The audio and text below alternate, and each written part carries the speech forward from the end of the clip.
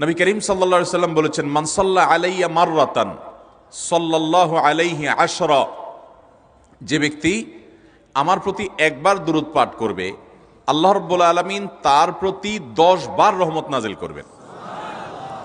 কয়বার রহমত নাজিল করবেন?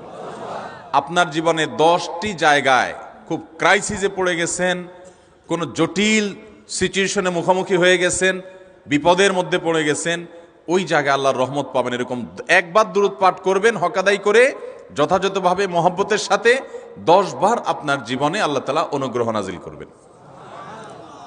নবী করিম সাল্লাল্লাহু আলাইহি ওয়াসাল্লাম বলেছেন, আকসিরু আলাইয়া মিনাস সালাতি মিন ইয়াউমিল জুমআতি ওয়া লাইলাতিল জুমআহ, তোমরা জুমার দিন এবং জুমার রাতে আমার প্রতি বেশি বেশি দুরূদ পাঠ করবে, দুরূদ প্রেরণ করবে।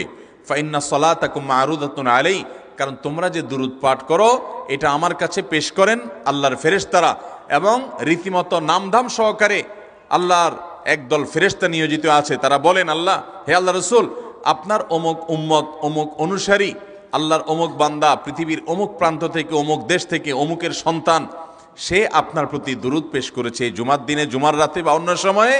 এটা নবী করিম সাল্লাল্লাহু আলাইহি সাল্লামের কাছে রিপোর্ট দেওয়া হয় আল্লাহর নিযুক্ত ফেরেশতাদের মাধ্যমে। আপনি যখন দুরূদ পাঠ করবেন, আপনার ভিতরে এই ফিল হবে যে আমি দুরূদ পাঠ করছি আর আমার নবীর কাছে এটা উপস্থাপিত হচ্ছে আমার নাম ধাম, আমার রিপোর্ট সহকারে।